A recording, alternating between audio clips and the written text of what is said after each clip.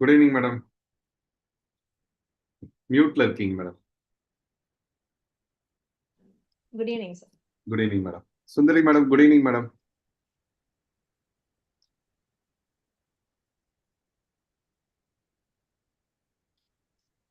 Dr. Pumashri, நீங்க ஒரு வாட்டி செக் பண்ணிடுறீங்களா? மியூட்ல இருக்கீங்க madam. I think YouTube. Good evening, sir. Good evening, madam. Sundari, madam. Good evening, madam.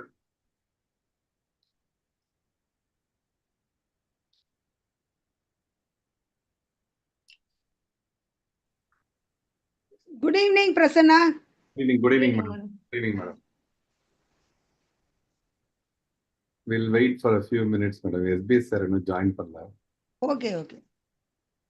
Doctor Bhumasri, நீங்க அதுக்குள்ள ஸ்லைட்ஸ் செக் பண்ணிடுறீங்களாப்பா? ஷேர் ஆகுது. Yes, sir. I will share, sir.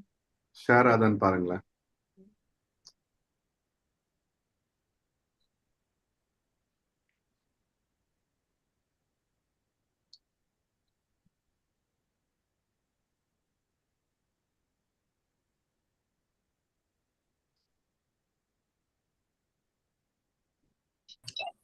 Good evening, sir. Good evening, Prasanna. Good evening. நல்லா இருக்கு sir. Good evening, Soms. Good evening, madam. Welcome, madam. Welcome. Thank you for your presence, madam. Okay. Sai Leela. You are muted, ma'am. Muted. You are muted. Good evening, sir. How are you? Good evening. Welcome. Thank you. Sir, சொல்லிட்டீங்களா? Sir join பண்ணிடுறேன் sir நான்.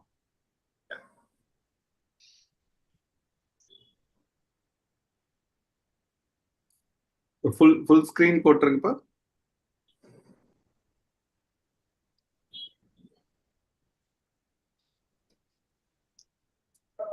Doctor Bhumasri full screen போடுங்கப்பா.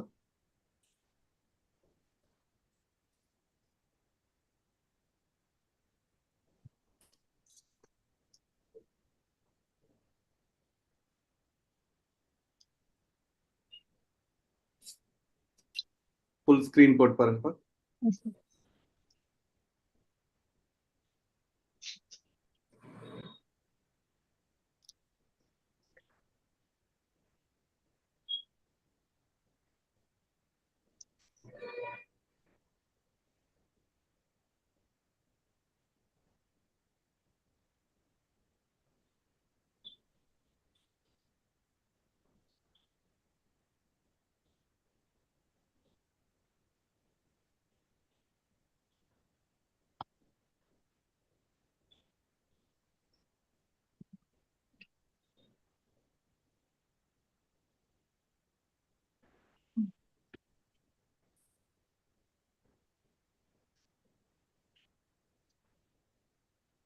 PPT Good அதான் evening, sir.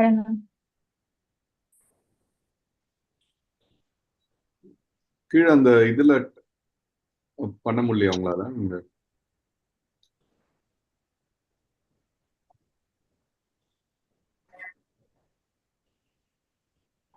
கேக்குதாப்பா? நான் பேசுறது கேக்குதா?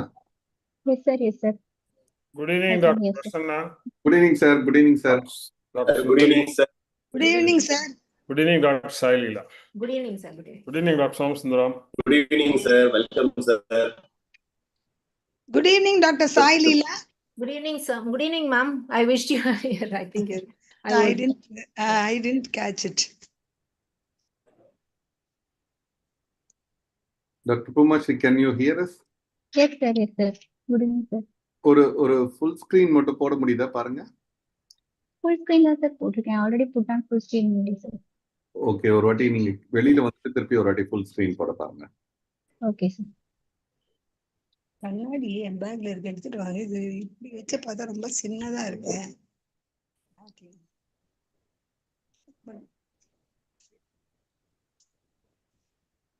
யாரும் ஒண்ணும் இதுல இல்ல.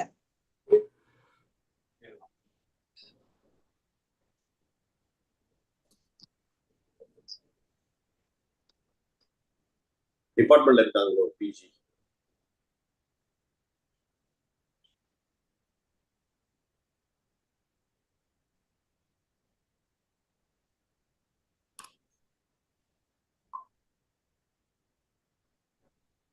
Okay, meanwhile, let me welcome the coordinator, Dr. SBS sir, President Dr. Somasundaram sir, Senior Pediatrician Dr. Sundari Madam. Dr. Sundari Madam needs no introduction, but still, for sake of PGs, I'm just introducing Madam. Madam is one of the senior most pediatrician in the city. She has done UG and PG from MMC. She has been working in ICH for a long time, and it's a very prestigious thing to say that a madam only is instrumental in bringing the Japan building to ICH. So, in her period as a ICH director, she was instrumental in bringing the Japanese building. And madam is also one of the pioneer in starting the AIDS HIV unit in ICH. Madam, Stop பண்ணு. வருது. we welcome you, madam. So, also I would like to welcome another mentor, Dr. Sailila, one of my long-time friend and associate. Madam has done her undergraduation from KMC. She's a postgraduate from ICH. And she has done FNB Pediatric Cardiology from Cherian Institute. And she is one of the senior consultants now in Miot Hospital, taking care of pediatric cardiology in Miot Hospital. So I welcome you, madam. Thank you. So today's presentation will be on cardiology by Dr. Puma Shri. She is a final year postgraduate from Stanley Medical College. And Som Sundaram sir, any few words from you, sir? So thank you, Prasanna, for your studious work month after month in organizing this program. And so first of all, my regards to Professor Sundari Madam. And I was trained by her, and I was her unit PG from 2003 to 2006. And so for the present status, I am now here after 20 years. Madam has contributed to a lot, and she was my skill assistant during my examination, and I owe you a lot, madam. And so very happy that you are here, and I too she has invited me for a few sessions in Balaji Medical College also, where she is working, and thank you for the credits you have given to me, madam. And Sai Leela, so she was my junior there in ICH. So welcome, Sai Leela, also. And without the presence of Dr. SPS sir, this program will not have this much charisma. So thank you, sir, for sparing the last Tuesday of every month with the Chennai City branch team, and giving your inputs to the gurus who are taking care of the classes every day, every month. So welcome you, sir, and over to Prasanna. Shall we start, sir? Yes, Go ahead, sir. please go ahead. Okay.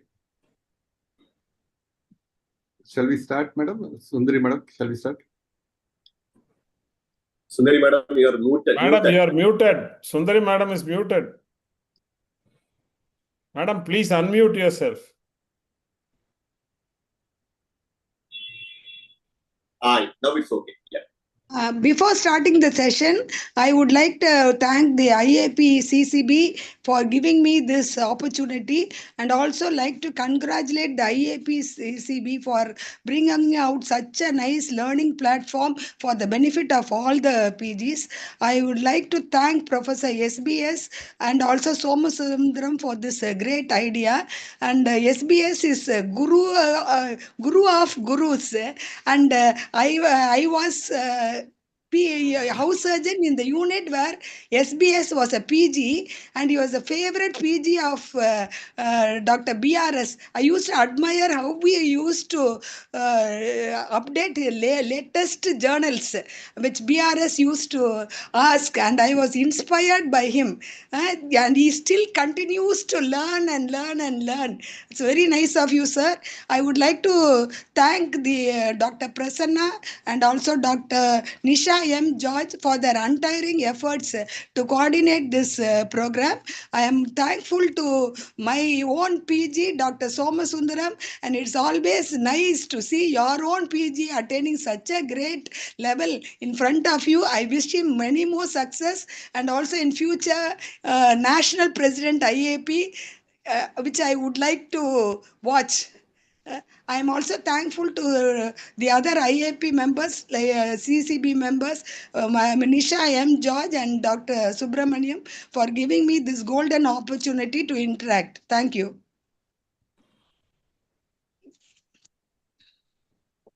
Thank you, madam. Shall We we can start? Yes, madam. Professor Sai Leela wants to say anything, she can tell. No, as you said, madam, speaking or chairing the session along with the stalwarts like Dr. SBS sir and yourself, it is a privilege to me. So I thank Dr. Prasanna. Actually, myself and Dr. Prasanna worked together, maybe 2009 and 10, we worked together in Tambram. So as he said, he's a very long time friend to me. So when he invited for this, I was glad to be part of it, and I'm looking forward to the session. Let's see that we can have a very good academic session with all your inputs, ma'am. You can start presenting, Puma Shri. Okay, ma'am. Okay.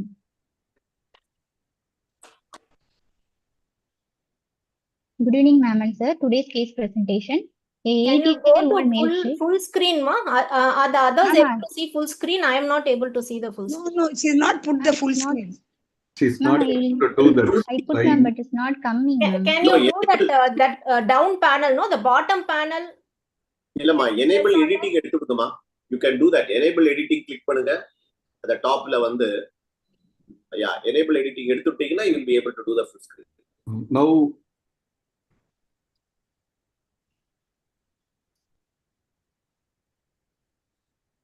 கீழ போ slides.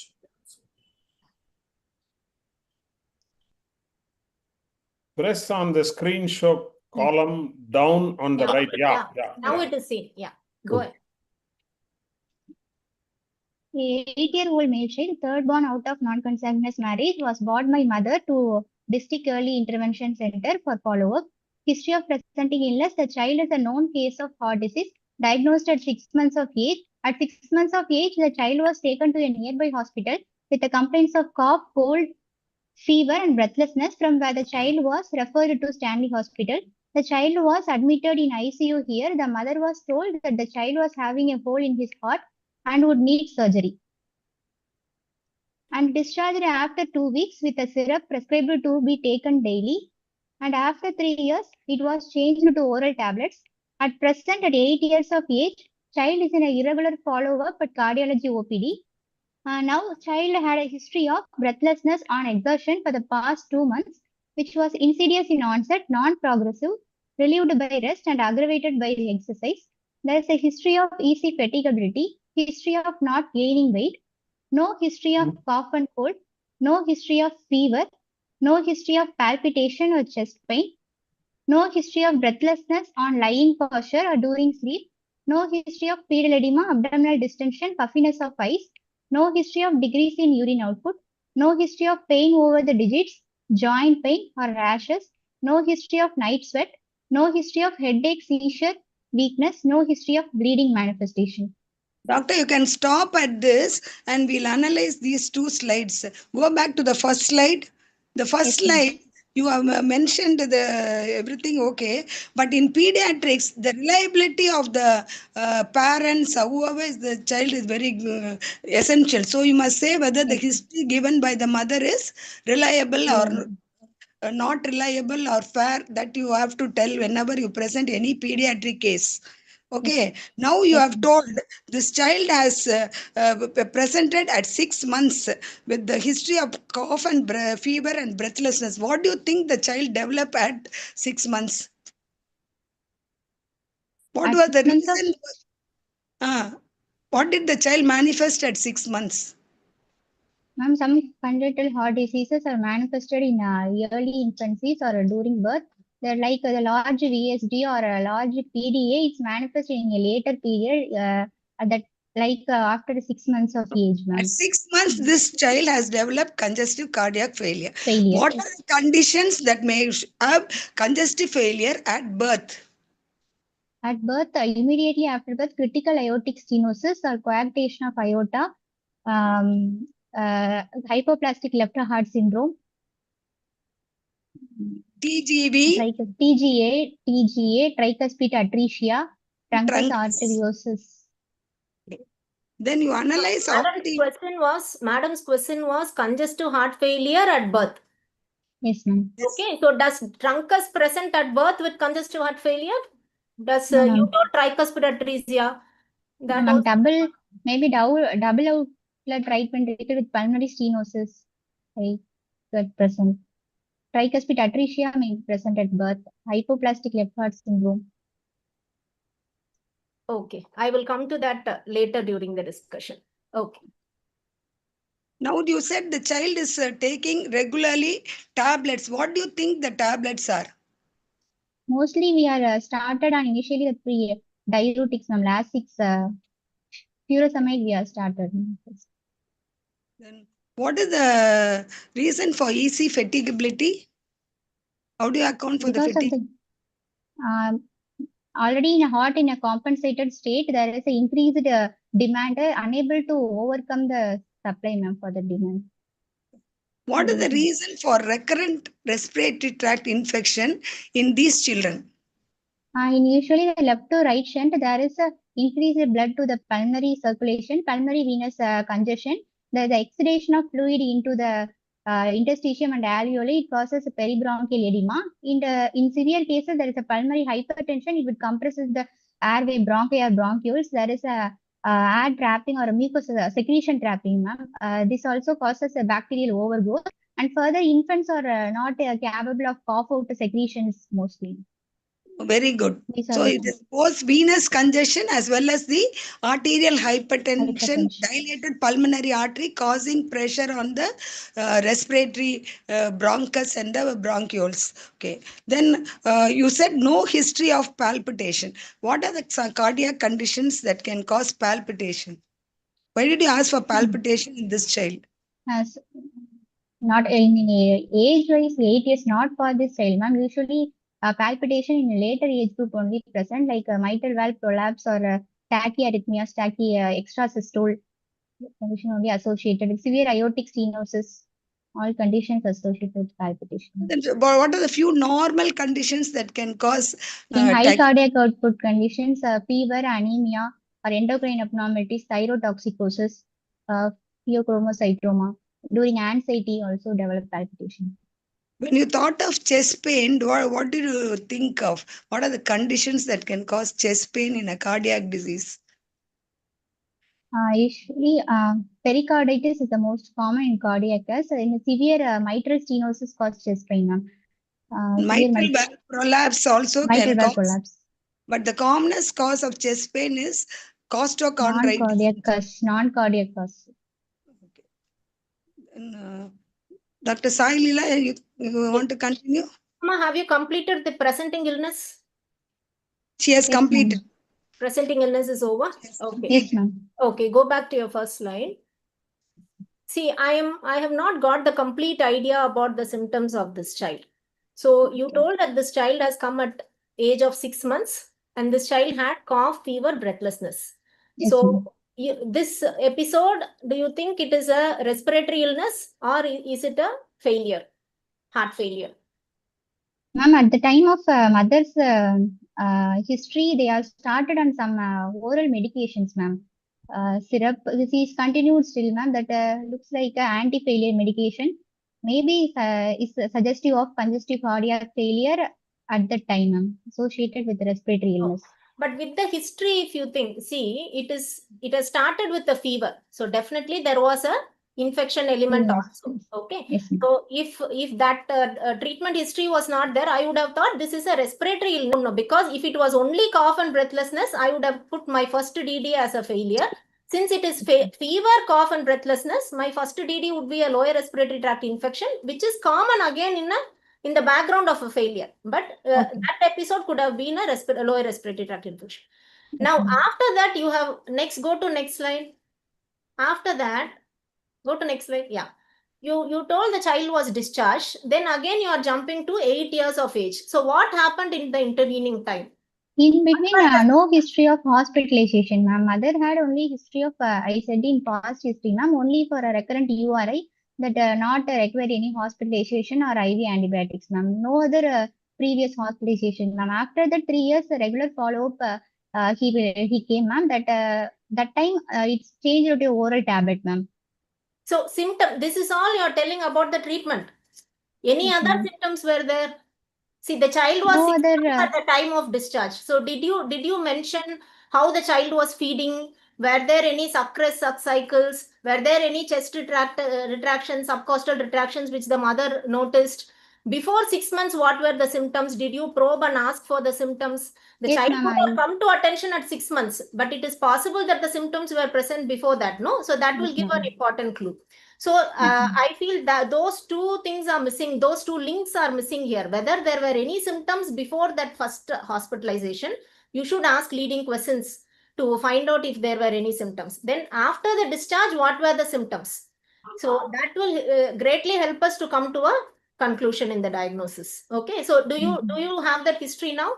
Yes, ma'am. I had a history. I put in a natal history, ma'am. During natal history, there is no history of forehead sweating or a cycle like episode. I have no feeding difficulties during infancy. One second. Also, ma'am. 1 second. You are telling natal history. Natal means for how many days after birth you will consider it as natal history? 1 month, 1 month, 1 month. Okay. Do you expect forehead sweating, chest retractions? See, you are coming to by your history, you are telling there is a hole in the heart and all. So isn't it? So then the child was advised surgery, you told, no? So you're coming to a left right shunt. So when do these symptoms start in a left right shunt? Do you think a natal history will give you signs of symptoms of heart failure? Why do call? Uma, you're lost. I think she has some internet problem. I think she was stuck in between. We'll wait for her to join.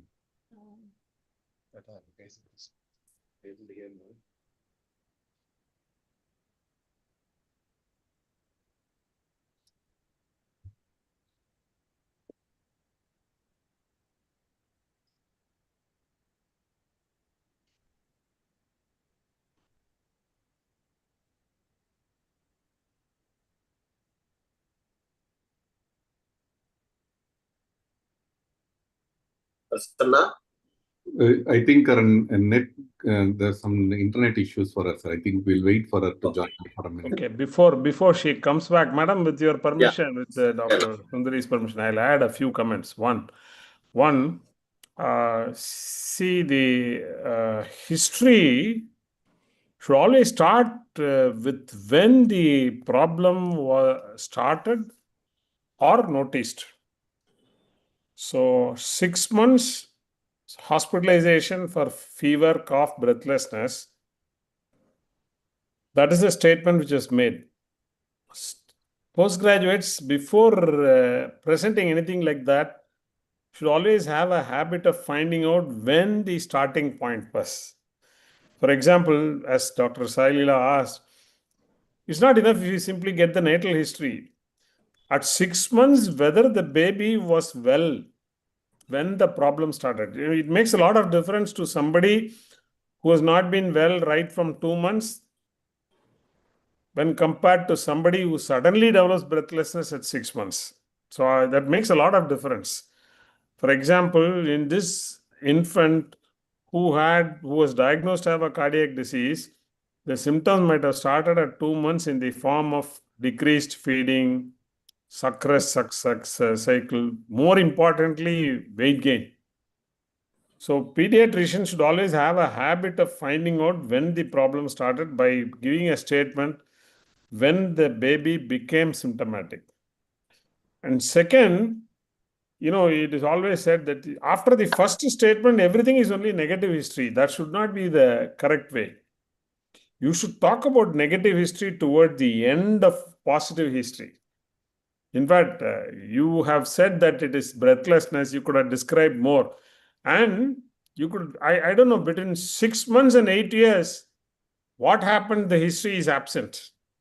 Sorry, don't think I'm criticizing.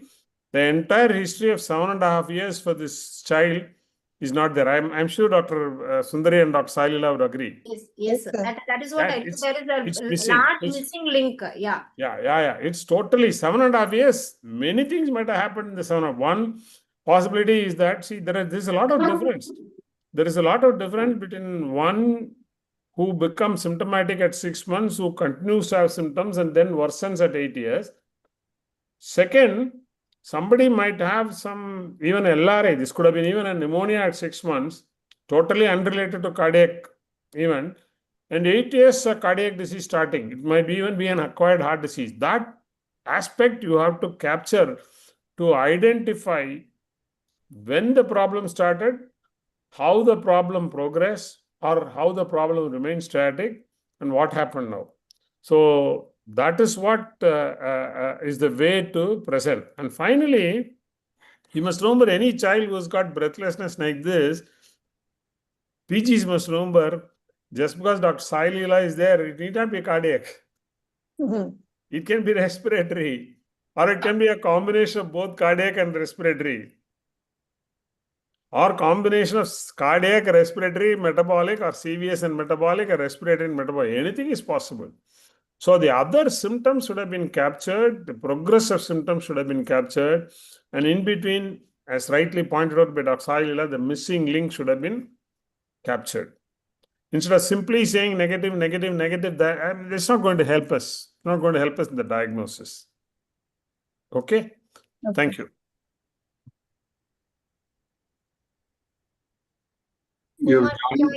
You're joined back, Pam? Yes, sir. Yes, sir. Okay, no problem. Even if you are not switching on the video, it is okay. You can keep the video off so that your net will be stable. So, as Dr. SBS sir said, your history should be, he used to say always to his PGs, your history should flow like one story. It should start and it should go like a story in a very chronological order. And so in that story, you have to tell everything in that story. So that was what we were discussing when you were gone. Shall I ask her to proceed, madam? Next slide, sir. No. So, present illness. She is only, she is not, we have not completed the discussion on present illness. Puma, so can you tell me what happened before 6 months? Did the mother tell you any symptoms at all before 6 months, or she came to know only after this episode of hospitalization? Ma'am, she came, she knows only after that episode only, ma'am. Previous, no history of any feeding difficulties, ma'am, as per mother history. Before 6 months, the child was feeding well. There were no chest retractions. Child was gaining weight normally. Is that what I assume from your history? Yes. Child was gaining weight normally till 6 months? As per mother's history, yes, ma'am. Most unlikely, I can tell you. Subtle history points. In fact, you could have even got the weight chart. Nowadays, even in government centers, PHC, they give a growth to health card. The mother will definitely tell you that child is faltering, and the weight she would have noticed whether it is appropriate. So if she is a primey, of course, it may be difficult. If it's a multigravita, I'm sure you could have got that history. But that will tell you when the problem started. So, Puma, so at 6 months, she had this episode and she was discharged. Then after that, after 6 months, she did not have any symptoms, according to you, isn't it? She didn't have any feeding difficulty, no history of breathlessness. So till 8 years of age, the child did not have any symptoms, isn't it? That's what you're telling, isn't it? Then why was the child put on diuretics? Yeah, that is what I'm coming to. Yes, ma'am. So according to you, there were no symptoms. Only recurrent Recurrent URI history is there, ma'am, but not a hospitalization, ma'am. The antibiotic recurrent 3 or more episodes per year. Recurrent URI like symptoms only mother said, ma'am. It will resolve on its own without any taking medication. That's Okay. So you think that a recurrent URI in a 1 or 2 year old child is such an important history? So why do you think the child was put on that syrup? What syrup do you think child was put on? ma'am, diuretics, ma'am, furosemide. I think it is diuretic. So, but you are telling child did not have breathlessness. After the hospital, after the child was discharged, child did not have breathlessness. Child was feeding well. Child was gaining weight. Then why child was put on the diuretic?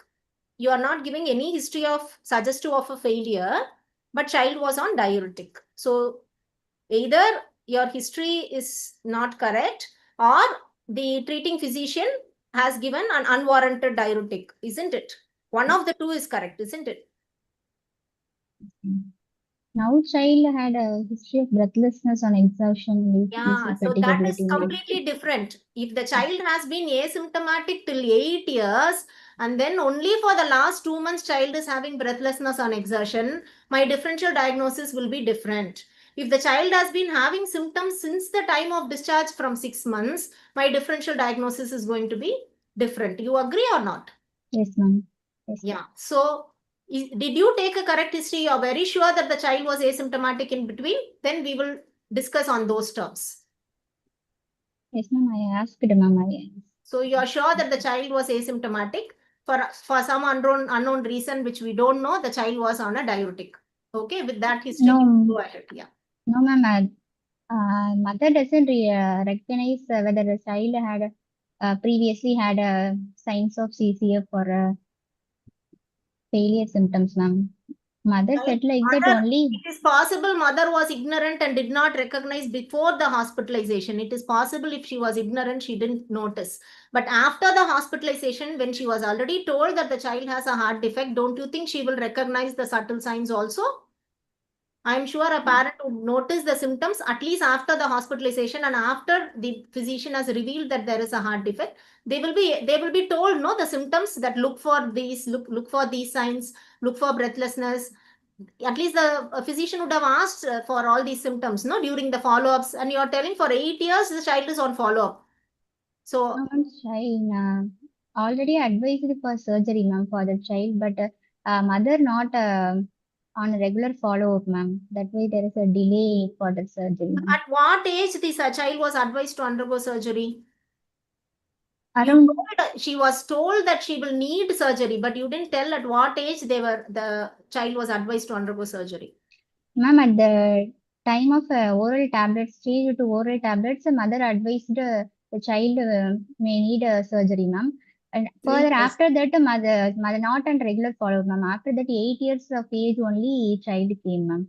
So you mean to say child was lost to follow-up from 3 years to 8 years? Yes, 3 years to 8 years. Not on here, ma'am. She went for her native place, ma'am, the Vellore. Okay. Now only she again came. Okay. We'll go ahead. Regarding the question which madam asked you about palpitations, you answered, see, palpitations can occur in electrical events or volume overload events. So you mentioned about the electrical events like the tachyarrhythmias and all those ectopics and all those you told. The volume overload also can cause exertional palpitations, like whenever there are left-right shunts, whenever there is a regurgitant lesions, whenever there is a volume overload on the heart, when they exert, they can have palpitations. Similarly, she told anemia that the hyperkinetic circulations, she already mentioned, madam. And chest pain, one more important one in chest pain is a severe aortic stenosis can also cause a chest pain, exertional chest pain, exertional syncope, exertional chest pain can happen. Syncope actually is one of the cardinal symptom in a cardiology case. You have not mentioned about syncope, but I just told you because chest pain topic came. What are the conditions that can cause syncope? The child has got calmness cause of syncope. Aortic stenosis, ma'am. Aortic stenosis. Critical aortic stenosis. Then any cardiomyopathy, obstructive cardiomyopathy can cause. HC. Then conduction defects can cause syncope. Then anything else? Simple vasovagal attack for Attack. standing for a long time. Anything to add, Dr. Sailila? No, ma'am. In this case, I thought I just mentioned that she could have told that symptom also, but in this case, maybe it is not so relevant. So we will go. Shall we go ahead with the next slide, ma'am? Yeah, yeah. Yeah, go ahead, Puma. Yes, Dr. Pumashri, you are doing well. Yes, So, don't Yes, get sir. intimidated, Puma. It is just to generate a No, good ma'am. discussion. No. Okay, Okay. yeah. yeah, Go for ahead. discussion only. In exam, if it is a very standard examiner, they will finish the exam in history of present illness. So we want to discuss more, and for the sake of so many audience. So don't get intimidated. You just present, and we'll keep discussing. We'll get things from your mouth. We want to get answers from your mouth. Okay. Just one thing in this slide. What did you keep in mind while asking night sweat? Ma'am, in infective endocarditis, complications. The pain over the digits, joint pain, rashes. These are the complications. Ma, Develop then you have DSD Night associated sweat infective endocarditis. specifically? Okay. Okay, go ahead. then headache, seizures, and weakness. Why did you ask, ma? In a cyanotic, maybe a cyanotic congenital heart disease, there's a paradoxical emboli, a CNS That is complication of cyanotic. brain. In acyanotic heart disease, when can you get seizures, weakness, headache, acyanotic? Infection, infection, Or you have infective heard of endocarditis. paradoxical Then, embolism. In coarctation of aorta, child can have hypertension and hypertensive encephalopathy. So you must think of those lines in case of acyanotic heart disease. Am I right, Sailila? Yes, madam. Also in coarctation, a small percent of them can be associated with berry aneurysms, which can Yes. rupture and sometimes cause, but it's very rare. It's very rare. It's very rare to see in clinical practice. Yeah, go ahead. Go to the next slide. Next slide, Puma. past history, child is a known case of heart disease.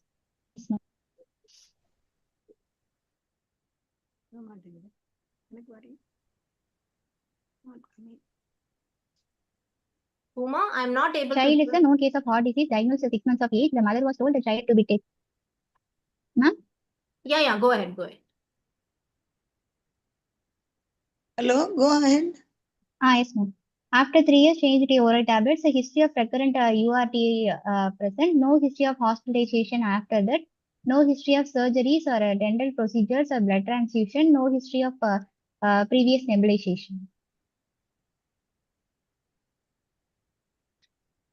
Go ahead. Go ahead. Actually, this is a kind of repetition. You need not have told so many things there. It is kind of repetition, but still go ahead. Antenatal history, married at 22 years of age, first baby, mother age at conception, a spontaneous conception at 25 years, registered and immunized. Mother had anemia, which was treated with iron injection, no other comorbidities, had regular antenatal follow-up, otherwise uneventful. Full term, mother had labor pain 5 days prior to the EDD, was taken to a nearby hospital from where she was referred to Vellore CH. 1 day later, she was told in view of need for LSCS, she was referred. At Vellore CH, delivered a full-term male baby with a meconium-stained amniotic fluid with a birth weight of 3.5 kg, not cried at birth. Child was intubated and mechanically ventilated. Child died within 12 hours of life. Proceed. Second baby, mother age at conception 27 years, spontaneous conception, registered immunized, anemia complicating pregnancy, treated with a 3 dose of iron injection, regular AN follow-up, uneventful. The full term LSCS, indication previous LSCS, birth weight of 3 kg, cried at birth, no history of NICU admissions, now 10 years of age, well thriving child, doing well in studies. Third baby, spontaneously conceived at 29 years of age, registered immunized at RSRM. Pregnancy confirmed at 6 weeks of amenorrhea by UPT. Followed when AN scan was done and confirmed. Mother took iron folic acid tablets. Pre-pregnancy weight was 57. Weight gain during pregnancy 8 kgs. No history of any drug intake, radiation exposure, pet animals, fever with rashes. No history of PAH, GDM, and thyroid disorders. History of anemia, treated with a 2 doses of iron injection. No history of heart disease complicating pregnancy. Uma, I would like to ask you one question. You said that the child, first child died of meconium aspiration. What prevents that child from also having dying of congenital heart disease? We have not done any post-mortem or anything. Not, I mentioned only mechanism stained amniotic fluid, ma'am. The cause of child death is not known. So you presume it is meconium stained liquor and meconium aspiration. So what is the chance if one child or a parent has a congenital heart disease? What the chance of the second child getting congenital heart disease? If one sibling had means 2 to 3% of congenital heart disease next sibling, ma'am. 2 or more children or mother had a congenital heart disease means 20% of chance of getting heart disease. Still, you cannot rule out a congenital heart disease in the first child, isn't it? Yes, ma'am. Okay. Uma, your answer to this to that question should be, see, you have mentioned that the child did not cry at birth, isn't it? Yes, ma'am. So if it was just a meconium stained liquor, but baby had cried immediately after birth and then within 12 hours child had died, the options are open. But since the child did not cry at birth, see, it is unlikely that a child with heart disease will not cry at birth because of heart disease, isn't it? Yes, ma'am. The heart defects, they usually immediately after birth they will be okay. So that is one clue that it is more likely to be something related to the asphyxia than congenital heart disease. Maybe you should have answered that way. Okay. So suppose this child didn't have this meconium aspiration, and suppose the question madam is asking, a child dying of a heart disease within 12 hours, which is the most likely condition you will think of? A child dying of heart disease, not manifesting within 12 hours. I am asking a dying of a heart disease within 12 hours. Which congenital heart defects strikes you first? Epstein anomalies. Obvious. No. Severe tricuspid atresia. Okay. I will come to that. And next, first you told Epstein. What is the other one? Severe tricuspid atresia, aortic stenosis, critical aortic stenosis. No. See, critical aortic stenosis, is it a duct-dependent circulation? Yes, ma'am. Duct-dependent systemic circulation. Very good. It's a duct-dependent systemic circulation. So duct-dependent circulations, the duct doesn't close within 12 hours, no? Yes, ma'am. So they don't die within 12 hours. They will usually manifest on the first or second day only. Okay. So your Epstein's anomaly is partly correct, because in very severe forms of Epstein anomaly, they can even manifest in the fetal life. They can have a severe tricuspid regurgitation. They can manifest as high drops in the fetal life itself. In such cases, they can become very sick immediately after birth. I expected the answer obstructed TAPVC from you. So a child becoming symptomatic on day 1 of life, that you have to think about obstructed TAPVC, because all your duct dependent lesions, they become symptomatic on 2nd or 3rd day of life when the duct starts closing beyond 2nd or 3rd day. So somebody who is becoming sick in the early hours after birth, one of the first differential diagnosis you should think about is obstructed TAPVC. All the more because it is something, if you operate early, it is curable, it is treatable. Okay, go ahead. Okay. Next slide.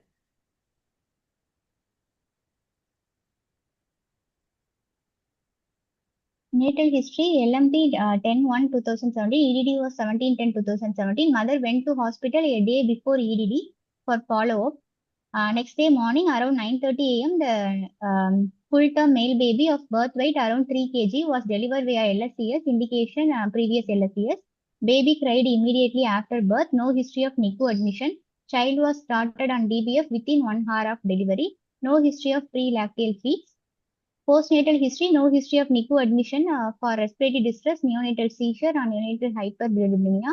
No history of bluish discoloration at a postnatal period. No history of any feeding difficulties in the form of sucrose suck cycle or forehead sweating. Developmental history, the child studies 5th standard. His scholastic performance was good. Developmental milestone attained appropriate to age. No history of any developmental delay. So Puma, let me stop here. Just go back. Yes, So ma'am. I think you should not mention this feeding difficulty, suck cycle, forehead sweating in the postnatal history. By postnatal history, we understand that it is in the immediate postnatal period, isn't it? Maybe Yes, for ma'am. the first 2 or 3 weeks after birth. So in a left to right shunt, when do these symptoms start? After Suppose 6 there to is a after 6 neonate to with 8 a weeks, large ma'am. VSD. When do these symptoms start? After 6 to 8 weeks, ma'am. Why? That time only the peripheral vascular resistance Is is it peripheral vascular resistance? pulmonary. Sorry, ma'am. Pulmonary vascular resistance get regressed, ma'am. Yeah. So any time after 4 weeks, I would say 4 to 8 weeks. Okay. Yes, ma'am. So that is when these symptoms would have started. So instead of mentioning it in the postnatal history, you should have brought this up in the either the history of presenting illness or at least in your past history. Yes, ma'am. One Not medical here. legal, Not here. one medical legal aspect I would like to bring it here. See, when a child is delivered, they usually call the pediatrician to certify for postpartum sterilization. So at that time, you may not be able to appreciate any murmur and you give consent to the obstetrician for PS. But after some time, after 2 or 3 weeks, or even 4 weeks, when the pulmonary vascular resistance falls, the child, you can appreciate the murmur, and yes, then they will blame the whoever the pediatrician was given the consent. This we have faced several times in government service. So we have to be very careful, because there will not be any clue, no murmur, no failure, no cyanosis. So suddenly, all of a sudden, one murmur will start appearing around 3 to 4 weeks, and then you are caught. Proceed. Puma, what as Madam told, why there is no murmur in left right shunts in the newborn period, in the early newborn period?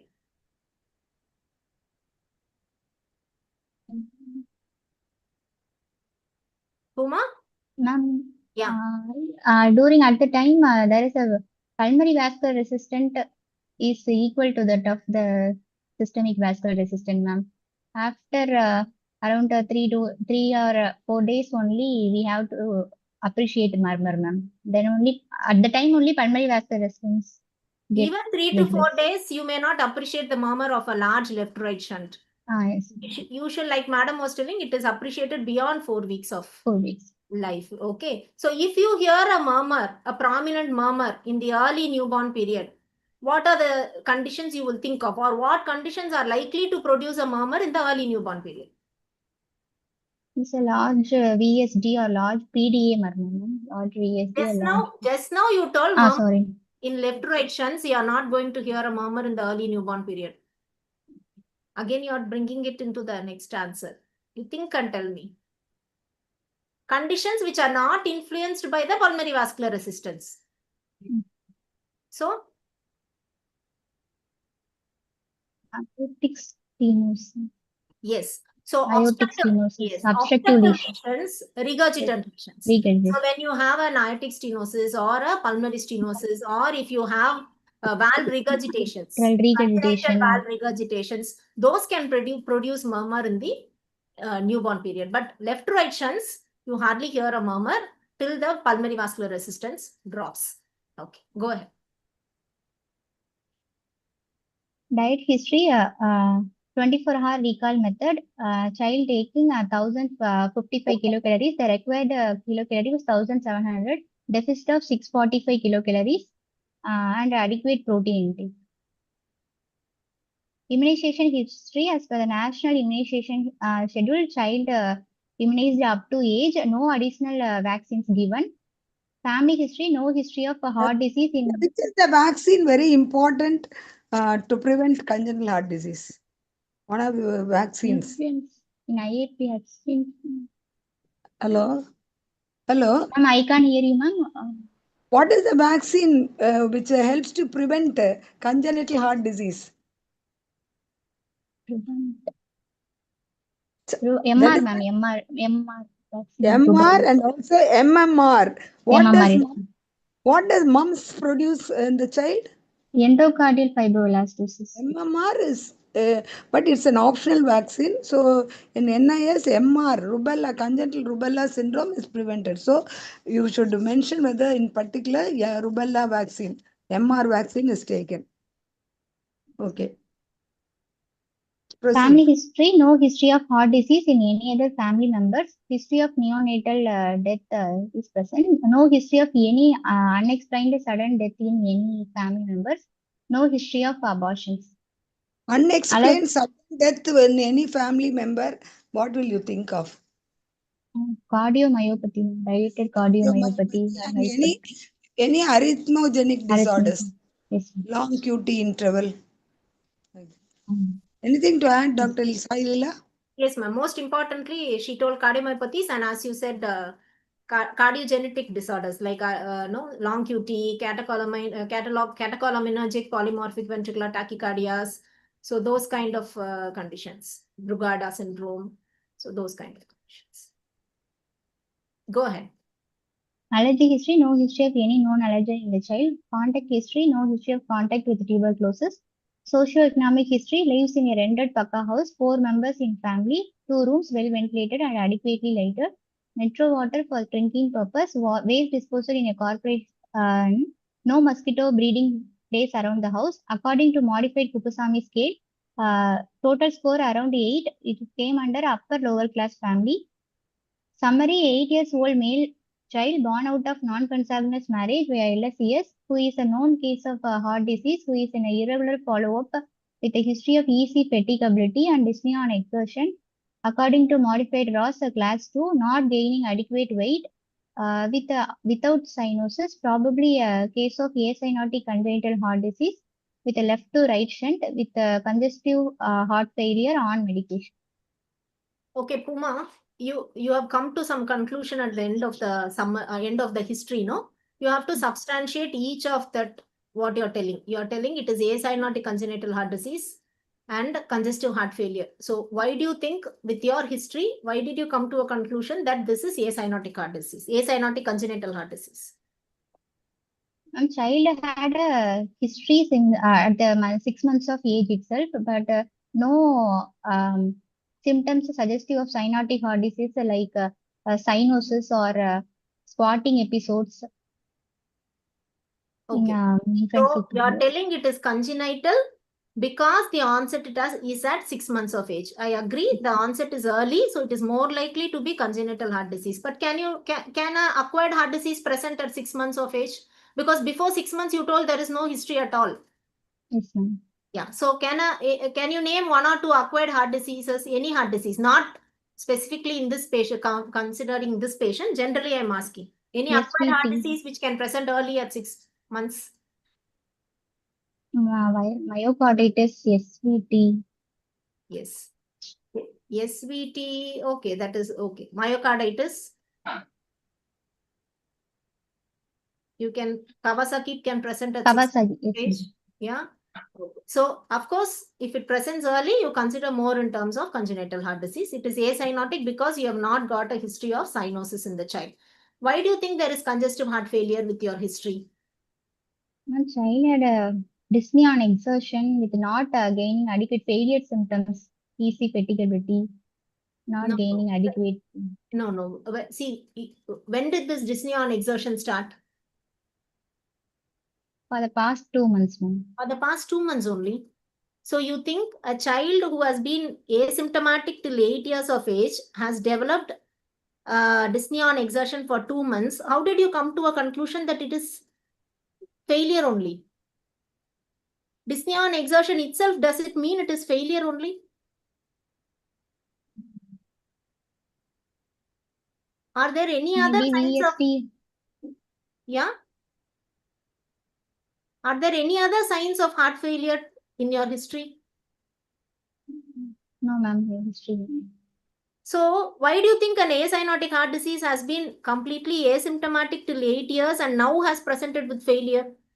It can happen. I'm asking you how it can happen. Maybe it initially is a small VSD. Later it is developed as a VSD with the AR or VSD with the infective endocarditis. Pulmonary hypertension, ASN. Okay, so a child with a congenital heart defect, like you are considering like a VSD, who has been asymptomatic for a long time, now becomes symptomatic, you are considering that it could be complications like aortic regurgitation, or it could be infective endocarditis. Okay. Of course, child can become symptomatic when pulmonary hypertension develops also. Okay. So if the child was, suppose the child was symptomatic in the early newborn period, early infancy, and then beyond 1 year of age, the parents sometimes give you a history that now the symptoms are less. What will you consider at that stage? A symptomatic child in infancy who becomes relatively asymptomatic by 2nd or 3rd year of age. If they give that history, what are the possibilities? You What take are it the as PSD only. First, You tell me what are the possibilities. first is a closure, spontaneous closure. Other is the acquired infundibular pulmonary stenosis will die. Good. Otherwise, the Eisenmenger syndrome, pulmonary hypertension. Yeah. These are the things. So when a child, symptomatic child becomes less symptomatic, it can be a favorable history in the sense that maybe the size of the VSD is coming down. That is why the child is becoming asymptomatic. Or it may be that there is a Gasul phenomenon developing. So wherever the VSD jet is hitting on the right ventricle, there can be some muscle proliferation. So there is some obstruction to the right ventricular outflow. So the shunt, the effective shunt comes down. So they can become less symptomatic. The third possibility is that the pulmonary hypertension is becoming more severe. So the left to right shunt is decreasing. When the PVR increases, the left to right shunt decreases. So the child is becoming less symptomatic. So these, if it is truly coming down in size, they are likely to stay asymptomatic. But if it is because of increased pulmonary vascular resistance, then again after a few years, they will become again symptomatic. Okay. So, but I don't agree to your congestive heart failure based on your history alone. Okay. You can conclude that it is acyanotic congenital heart defect with the left to right shunt. But I don't agree that, see, your weight gain, you are bringing it as failure, but you yourself are telling the calorie deficit is there, no, in the diet. So it can be nutritional also, isn't it? So I think you cannot conclude that congestive heart failure from your history. Okay. So maybe we'll go to the, madam, anything more to add? Can we go to the Congestive heart failure. What is the reason for the breathlessness? Grade 2. Class 2 breathlessness she's committing. Yes, There is ma'am. We have to go. We have to explain. go and see. We have to go ahead with the examination and see. You have any answer, Puma, for that? No, ma'am. Dyspnea exertion according to modified RAS class 2. Okay. See, based on this history, do you want to commit which type of left to right shunt it is? How do you classify left to right shunts? Do you know the terms pre-tricuspid and post-tricuspid? Yes, ma'am. Pre-tricuspid and post-tricuspid. Very good. What is Pre-tricuspid, pre-tricuspid? ASD and partial anomalous pulmonary venous connection. In post-tricuspid, VSD, PDA, aortopulmonary window, or IAP canal defect. Okay, so with your history, which is more likely? Is it a pre-tricuspid shunt or a post-tricuspid shunt?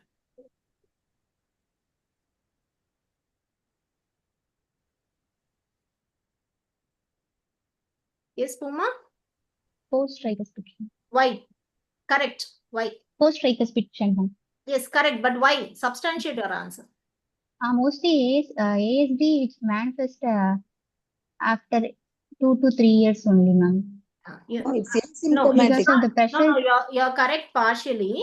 It is likely to be post-tricuspid shunt because pre-tricuspid shunts don't present with symptoms early in infancy. Very rarely, only 10% of pre-tricuspid shunts can present with failure symptoms in the infancy. So it is the post-tricuspid shunts which become symptomatic in the infancy. So because this child has become very symptomatic in the infancy, I would consider post-tricuspid shunt as the first diagnosis compared to pre-tricuspid shunt. That should be your answer. It is not definite that the pre-tricuspid shunt becomes symptomatic after 2 to 3 years. They need not be symptomatic at all. Most of them get picked up just by incidentally picked up murmur or no, for some other reason. When you evaluate, you diagnose. Most of them are related. They have very subtle symptoms or very mild symptoms only. They don't present with this kind of respiratory infections getting admitted and all that. It's very rare. So you put post-tricuspid shunt as your first differential diagnosis. Okay, we'll go ahead with the... Sir, anything you want to add, sir? No, nothing. It looks fine. Only thing is, see, two or three things. One, yeah, heart disease starting manifesting at 6 months. If it is a congenital heart lesion, it's most likely to be a left-right shunt. Or we should not forget a primary I'm very happy that Dr. Salila brought out that point. Congenital myocardial lesion cannot be ruled out. Cannot be ruled. It can go on like that without any problem. That's my comment number one. That's very nice. Second, one of the other causes of death occurring within the first day is hydrops fetalis, whatever the cause. Yeah. Whatever the cause. It's a terminal form of cardiac failure. Hydrops fetalis may occur because of so many conditions like your incompatibilities as well as intrauterine infection. And third, of course, is hypoplastic left heart syndrome can kill within the first 12 hours. Ebstein's, presentation of Ebstein's within the first 12 hours is extremely unusual. Usually, most Ebstein's are picked up incidentally or with some mild symptoms. Yes. And my last comment is, if Dr. Sai Leela very rightly asked a question about symptomatic improvement, I would add an adjective to that. I would say it is apparent symptomatic improvement. It's apparent. I'll tell you why. Many a time, a child who has a large VSD and who's having so much of cardiac failure, the mother would feel that dyspnea is coming down. And an intelligent mother, I have seen a few cases where the mother would say, "Doctor, the heart was beating so much. Now it's not so big. It's not so big." But when the child cries or when the child gets a respiratory infection, doctor, the lips are becoming slowly blue. So that improvement is actually apparent improvement from an acyanotic dyspneic child. It becomes a cyanotic, mildly dyspneic child. That's what happens when there is severe pulmonary hypertension. And the last is, if you have a child with left-right shunt who tends to improve, then comes back at 8 years with completely asymptomatic interval, the possibility of infective endocarditis should be high, even if there is no obvious history of fever. Of course, the PG correctly said aortic valve regurgitation occurring in a supracrustal VSD. That can also happen. These are my comments.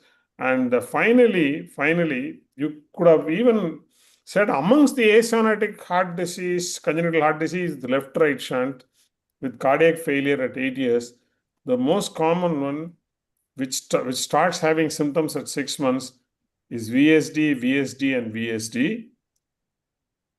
PDA, unusual to it will be more symptomatic. ASD, no.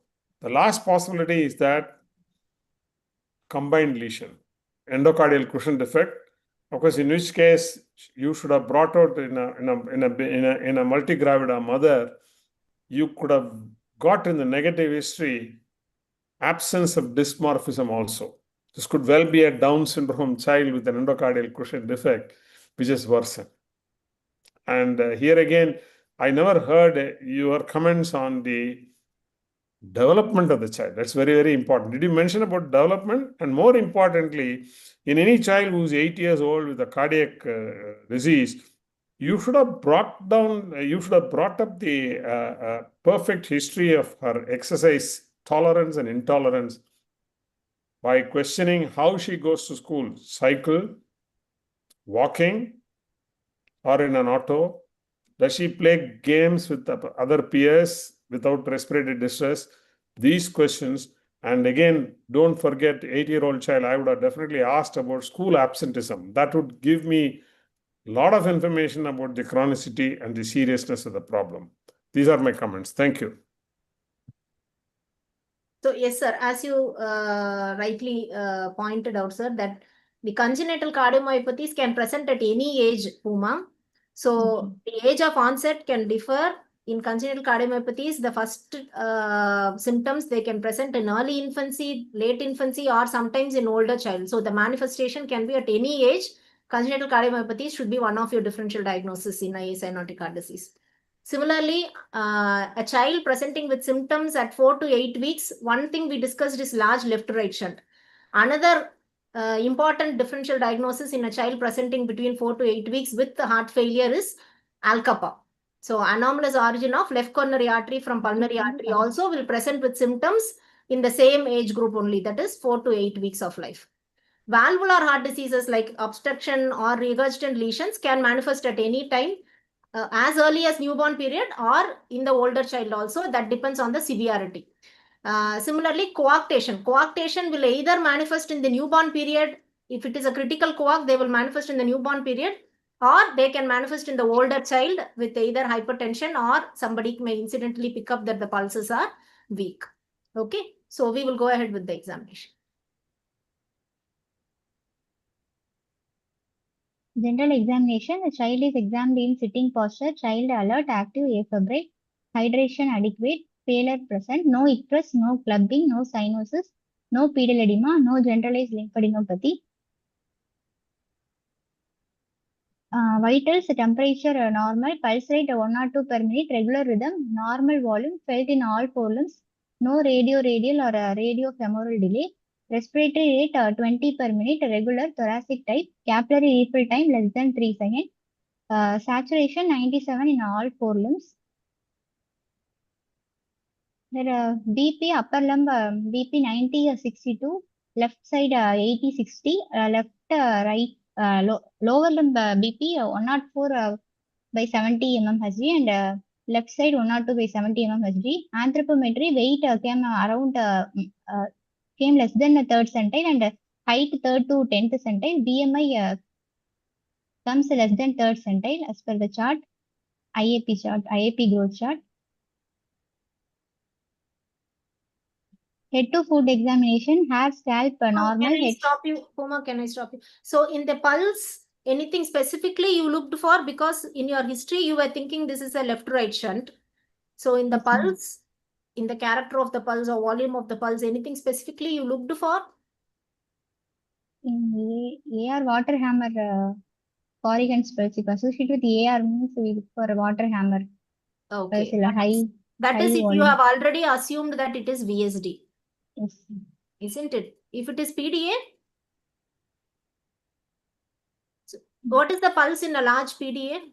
It is unlikely that it is a 8-year-old child with a large PDA, but since we are discussing left-right shunts, I must. Low volume. PDA. Large PDA, what is the pulse? Think and tell.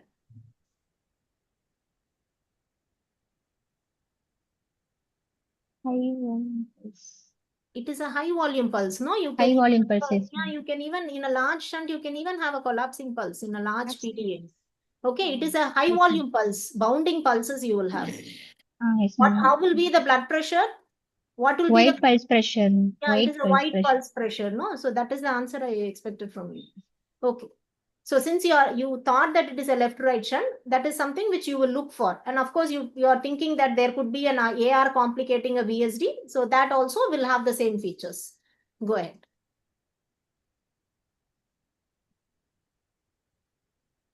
What is the, one minute. What is the height centile? Less than third to 10th centile. Third to 10th centile. Okay. You should always check with the mid-parental height, more so in any child with congenital heart disease. This is a boy or a girl? Boy. Okay. Right. Particularly if it's a girl, always check, because Turner's coarctation can exactly present the way this child has behaved. Right? Because I'm not going to think of it in a boy like this. Okay. Right. Head to foot examination, hair, scalp normal, head shape normal, no dysmorphic faces, eyes, no epicandral fold, cataract, hypertelorism, or lens dislocation, squint nystagmus, nose appears normal, oral cavity normal, no tendal caries, Ears no low set ears, neck normal, chest no deformities. Backside the hyperpigmented patch around 3 cross 1 centimeter in the right scapular region. Abdomen normal, external genitalia normal, upper limb, lower limb appears normal, no any deformities. Spine normal, no signs of acute rheumatic fever, infective endocarditis or aortic regurgitation. So you mentioned cataract, Puma. So what, suppose there is cataract, what will you think of? Down syndrome associated with One more cataract or cause. rubella, ma'am, congenital rubella syndrome. Okay, so which congenital heart disease is common in congenital rubella? PDA is most common. Good. Then VSD, ma'am. And PDA, VSD. PDA and peripheral pulmonary stenosis. Stenosis. Why did you ask about hair, Puma? Said hair. Malnutrition, ma'am. But certain type of woolly hair is associated with dilated cardiomyopathy. I have seen one case like that. Then head shape, why did you ask? Any link to head shape and congenital heart disease? Yeah, microcephaly associated with the syndromes. What Down are they? syndrome, Russell syndrome. Macrocephaly? In Noonan syndrome, you will get macrocephaly. And all these craniosynostosis, all of them have got Carpet syndrome.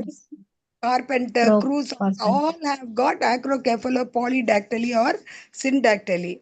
Then you mentioned about the eyes. What are the changes you can get in the eyes in a case of CHD? Syndromic. You told about epicanthus, hypertelorism, then cataract. Where if you get chorioretinitis, what will you think of? Toxoplasmosis or congenital rubella. Cytomegalovirus. Nose, if the nose is abnormal, upturned nose, what brings to your mind? Common congenital cyanotic heart disease associated with upturned nose. What syndrome? Williams syndrome. Williams syndrome. Neck, why did you ask? Turner syndrome, webbed neck. Okay. Chest, suppose chest is abnormal. They have got a broad chest with widely spaced nipple. What do you think of? Turner syndrome, widely spaced. Bell-shaped chest? Ellis syndrome. Oh, okay. Then you have told about limb anomalies. What are the limb anomalies associated with CHD? Syndactyly or polydactyly. They are also common in BSD, you know. BSD, you can have this limb anomalies. Then like and ASD, like Ellis von Cribble syndrome. You can Hall short distal limb. Short, then upward syndrome, Carpenter, all these are associated with limb anomalies. Okay, proceed. Systemic examination, inspection, chest wall appears to be bilateral symmetrical, no chest wall deformity. Trachea appears to be in midline. Chest wall appears to be moves equal on inspiration. Precordial bulge seen in the left lower parasternal region. Apical impulse seen at the left fifth intercostal space, lateral to mid-clavicular line. No dilated veins, no scars or sinuses. And palpation, trachea is in midline, palpable P2 felt. Apical impulse felt at left fourth and fifth intercostal space, 1.5 centimeter lateral to mid-clavicular line. Cray to parasternal heave present. Systolic thrill in left lower parasternal region in third to fourth intercostal space. Percussion not done. On auscultation, I would like to start where the murmur is on maximum intensity in tricuspid area. S1, S2 heard. A loud, high-pitched blowing, pansystolic murmur of grade 4. Best heard in left third and fourth intercostal space in the left lower sternal border with the diaphragm of stethoscope. In mitral area, S1, S2 heard. Same murmur heard with degrees in intensity. No S3, S4 gallop. In pulmonary area, there is a S1 narrow split of S2, loud P2 heard, same murmur with a slightly decrease in intensity heard. Aortic region, S1 and S2 heard, same murmur with a decrease in intensity.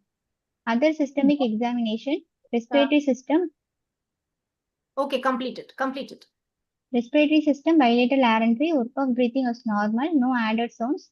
Per abdomen soft, not distended, no tenderness or no ergonomy. CNS, bilateral people equally reacting to light, no focal neurological deficit. Okay, Puma, go back to your CVS examination. Okay. Go to the auscultation slide. So, see, we should change this habit of saying just S1, S2 heard or S1, S2 present. Okay, by telling that, you're just saying that it is heard or not heard. It is present or absent. That's all you're telling. You're not actually characterizing it. So you have to tell whether it is normal or abnormal. When you describe in this patient, S1 is likely to be normal. It was normal, no? Yes, ma'am. Yeah, so you should say S1 normal. You should not say S1 heard. It can be abnormal and heard, no? Yes, So ma'am. even in your case sheets, I often say S1, S2 plus. It doesn't make any, it doesn't give any meaning to me. S1, S2 plus means it is there, but it can be abnormal, normal. P2 may be loud, A2 may be absent. It can be anything. The split may be present, absent. So it doesn't make any meaning if you just say S1, S2 heard or S1, S2 plus. So S1 is normal. When you describe S2, you have to describe whether you have heard A2, P2, how is the split and how is the intensity of the A2 and P2. So can you tell me in that context now? Could Don't you say tricuspid area. The murmur you must say in a VSD, lower left sternal border. And where it is maximally radiating. Where does the VSD murmur radiate to the lower sternum or near the Siffy sternum? So you have to say whether S1 is normal, because if it is muffled, the pansystolic murmur, we can think of mitral incompetence also or tricuspid incompetence. So as Dr. Sai Leela said, you must say whether it is normal or abnormal. Okay. So can we Proceed. describe the S2, Puma? Yes, ma'am. In tricuspid, Could you hear both components of S2, A2 and P2? yes, ma'am. You could hear. Yes, ma'am. So what is the intensity of, is the intensity of A2, P2 normal or abnormal? P2 is louder, ma'am. How will you say P2 is loud? How do you know this P2 is loud? In aortic, Correct. It's okay if it's wrong. in Just aortic area, the Steinhardt sound compared to the aortic area, the pulmonary P2 is more intensity, ma'am. To A2. in which area? Normally P2 is heard in which area? In a normal child, where do you hear the P2? Pulmonary area. Yeah, in a normal child, P2 is heard only in the pulmonary area. You don't hear P2 in other areas. Yes, ma'am. So if the P2 is heard in other areas and if the P2 is louder than A2 or equal to A2, then we consider that the P2 is loud. Okay, is that how you heard in this child? Yes, ma'am, it's louder than Okay. aortic. Then next we will come to the split. So how is the split in this child? Narrow split, ma'am. So how did you come to a conclusion that it is narrow? What do you mean by narrow split? How did you infer that it is a narrow split? The summation of both A2 and B2, but there is a gap in between. You tell me honestly, were you sure it is a narrow split? You tell me honestly.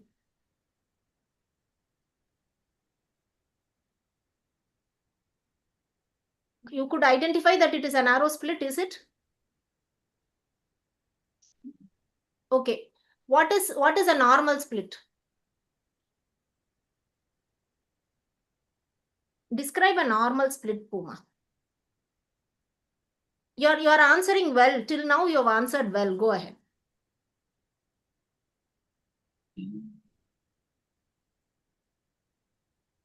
If you're not sure, I will answer for you. Tell me, Puma. What is a normal normal split means Yeah. during inspiration only we have to differentiate the S2, ma'am. A2 followed by P2. Okay. During inspiration, normally there is a gap between the A2 and the P2 is smaller than inspiration, ma'am. This No, no, no. normal. No, I don't get you. Come again clearly. In normal variation, during inspiration only there is able to appreciate the gap between A2 and B2, ma'am. During inspiration, we are No, you not don't. able to appreciate, ma'am. In a split, a normal split is heard in inspiration while Yes, it ma'am. is not heard in expiration. Yes, Okay. ma'am. In expiration, you don't hear the split. In inspiration, you are hearing the split. That is a normal split. Yes, ma'am. Okay. What is a wide split? Wide split means we heard both during inspiration and expiration, but a split is more during inspiration than expiration, ma'am. Okay. A wide split is when you are able to hear the split both in expiration and inspiration. But inspiration is more. Yeah, as you are describing, if the split is more in inspiration than in expiration, it is a wide and variable split. If it is the same in expiration and inspiration, it is wide and Fixed split. okay. Split. What is a paradoxical split? P2 here earlier than A2, ma'am. Okay. Is considered as a paradoxical split. During inspiration, we are not able to differentiate gap. During expiration only, we can auscultate P2 earlier than A2, ma'am. It's Yes. a paradoxical So when the split. A2 occurs after the P2, and that can be heard only in expiration, and you're not hearing in inspiration, that is a paradoxical split. These three are the major categories: a normal split, wide split, a paradoxical split. Narrow split is a little, I would say, controversial thing because it is not easy to appreciate it. When do you get a narrow split? In this context, when do you get a narrow split in a VSD? Pulmonary hypertension. Large VSD with mild pulmonary hypertension. Yeah. So Pulmonary vascular. when there is Eisenmenger, Yes, ma'am. how is the S2? Single is to loud P2 only we hear. Very good. So it is single. So just before that stage, you will have a narrow split. Okay. Before it goes into a single S2, you will have a narrow split. But hearing a normal split itself, isn't it difficult for you? Yes, ma'am. Yeah. So are you able to appreciate that it is narrow? It is very difficult. So actually, even for very experienced people, appreciating that it's a narrow split is very difficult. So in fact, one school of thought is that if you are able to hear the split in the recumbent position, in a lying down position, but you are not able to hear the split in the upright position, then it is considered narrow. This is one school of thought, though it is not in any textbook. So that is one school of thought. Otherwise, just by appreciating the A2P2 interval to come to a conclusion that it is narrow is a little difficult. So in this patient, I will come to finally when we are discussing, I will tell, I am not sure of that finding, whether it is a narrow split, because it is not fitting into there. There are some discordance in your clinical examination. I find some features are not concordant with each other. So especially this narrow split. We will come to that in the final discussion. Was there any mid-diastolic murmur over the mitral area? Yes, ma'am. That No, was ma'am. what I was coming to next. Tell Puma. No, ma'am. I can't sit, ma'am. Yeah, but why should you look for a mid-diastolic murmur in a left-right shunt? When there is a large VST, increase the blood flow through the mitral valve, it causes mid-diastolic murmur. Very good. Is it only in a large VSD? Moderate VST also. No, you don't hear it in a moderate VSD. I'm asking, is it only in a VSD? Can you hear it in a PDA? Yes, ma'am. Yes, Yeah. ma'am. Large left-right shunts. It can be a large VSD, large PDA, large AP window. Wherever there is an increased flow across where there is a LALV dilatation and there is an increased flow across the mitral valve, there can be a flow murmur. So if you have, so you told no S3, S4. I was coming to that actually. So if you hear an S3 in this patient, what does it imply to you? There's a filling of ventricle, the rapid initial filling of ventricle. So what does that mean? In a left-right shunt, if you hear a S3 at the apex, what does that mean to you? Is it an important finding or not? Yes.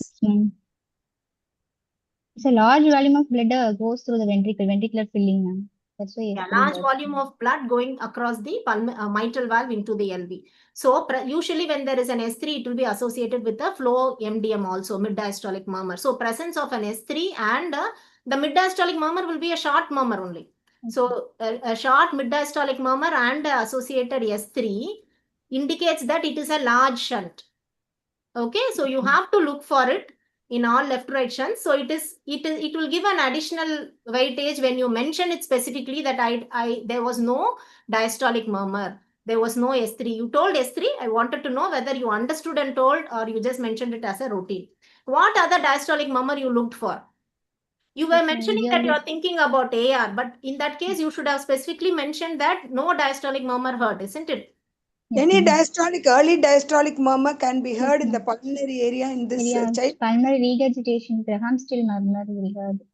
Yes. The pulmonary early diastolic murmur. So the diastolic murmurs which you have to look for is one is MDM to see whether there is a large left-right shunt. Presence of an early diastolic murmur. It could be an aortic regurgitation or a pulmonary regurgitation of PAH or aortic regurgitation as a complication of VSD. So if you mention that there are no diastolic murmurs, you have ruled out all these three. The disappearance of this mid-diastolic murmur may give you a clue that the child is going in for Eisenmenger. Yes, ma'am.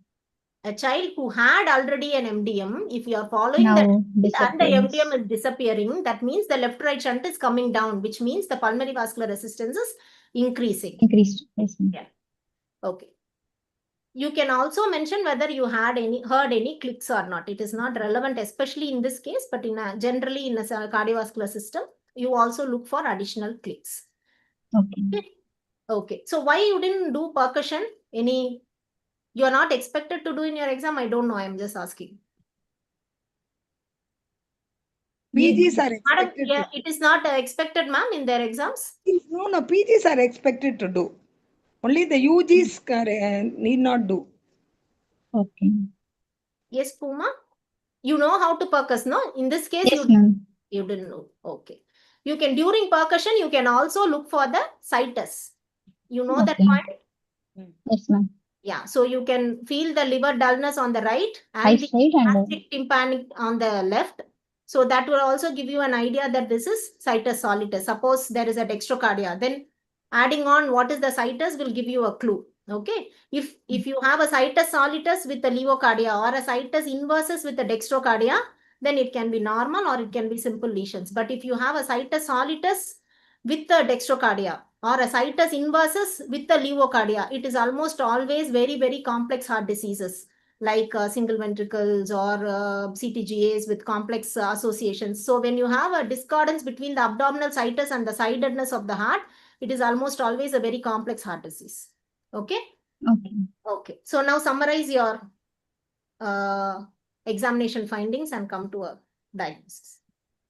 Summary: 8-year-old male child born out of non-consanguineous marriage via LSCS, who is a known case of heart disease, who is in irregular follow-up with a history of EC fatigability, dyspnea on exertion, class 2 modified ROS, not gaining adequate weight, and on examination with a pallor, precordial bulge in the left lower parasternal region with a hyperdynamic apical impulse, and a parasternal heave with a palpable B2 with a systolic thrill over the lower left sternal border, and a grade 4 pansystolic murmur in the left third and fourth intercostal space in the tricuspid area.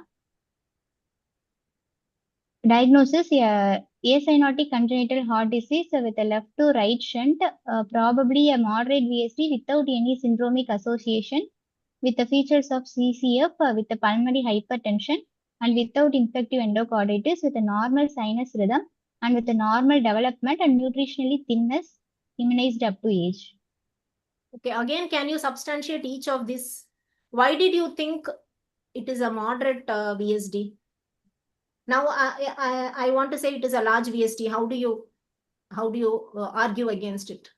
What are the points to say that it is moderate VSD?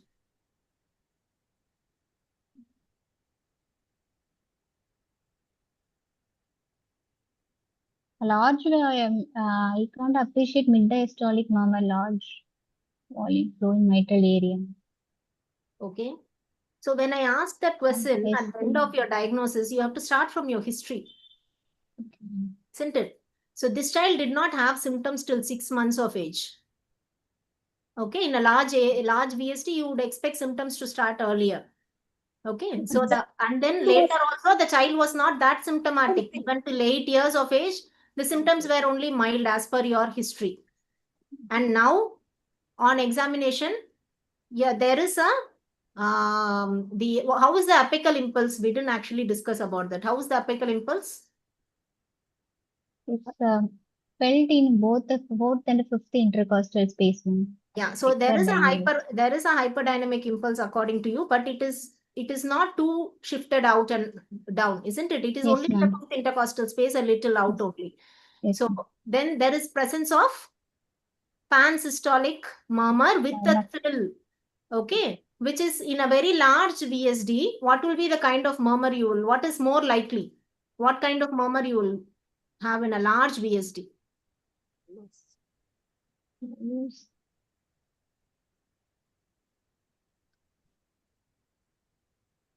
So in very large VSDs, you may not have a pansystolic murmur. It will be a shorter murmur only. The systolic murmur will be only mid-systolic or early systolic.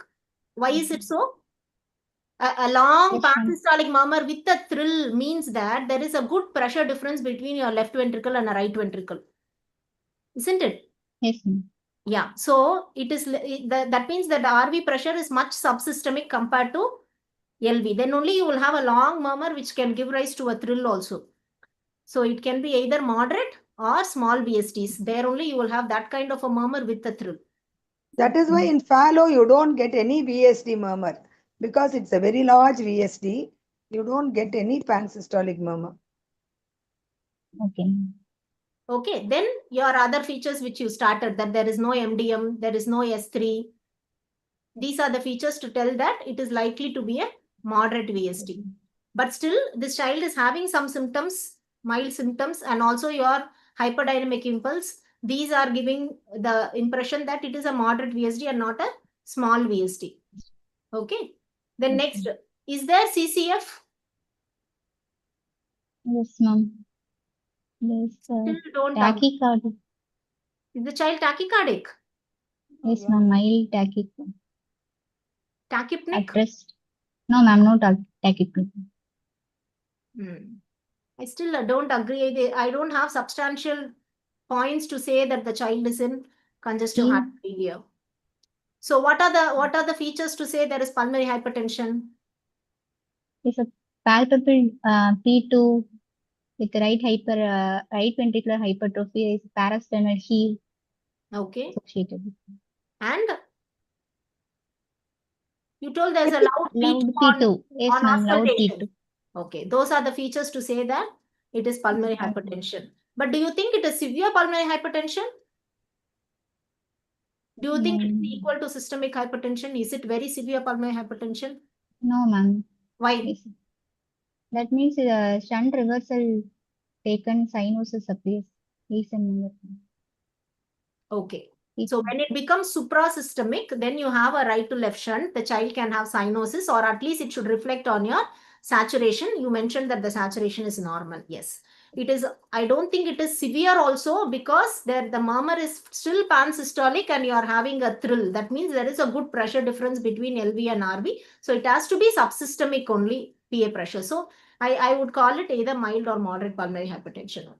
So you mentioned pallor in your general examination, but I think you didn't bring it into your final diagnosis. Isn't it necessary to add like anemia here? You mentioned pallor, no? Yes, ma'am. Okay. Okay. So now what your final diagnosis is a moderate VSD in this child. So now tell me, why did this child become symptomatic in the last 2 months alone? Maybe at the time of pulmonary hypertension. Previously, there is no. No, for the. Or associated with complication. Huh? Yeah, tell me. Yes, tell me. Go ahead, Puma. Maybe child develop now pulmonary hypertension. Okay, for this, I'm telling you again, no, this pulmonary hypertension is not severe enough to cause symptoms. Still, you are telling that there is a hyperdynamic apical impulse, so still the left to right shunt is significant only. So I don't think that is the cause. We have to look for other causes. As sir mentioned, sometimes infective endocarditis may not have fever also, only if you go ahead with the investigations you may find out. Or you were mentioning pallor. In the presence of anemia, children can become more symptomatic in a left to right shunt. We see that especially in infants.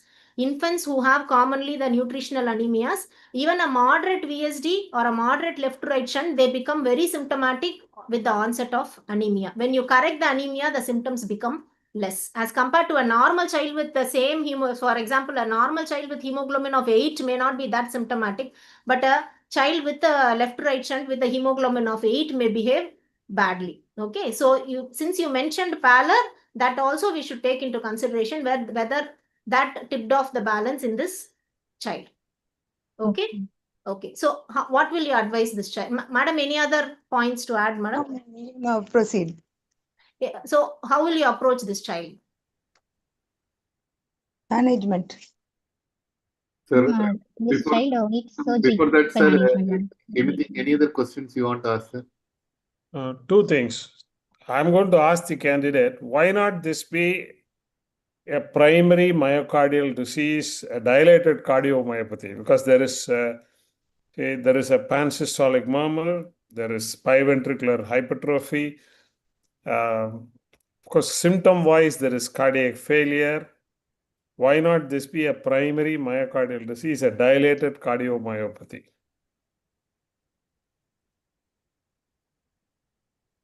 Yes, ma? Child.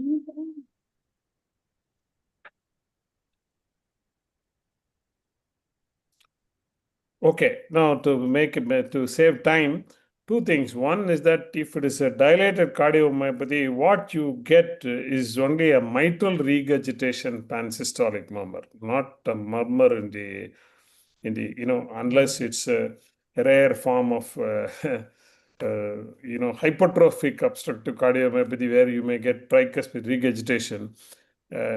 It will behave like a mitral regurgitation, large mitral regurgitation, rather than presenting with a murmur like this.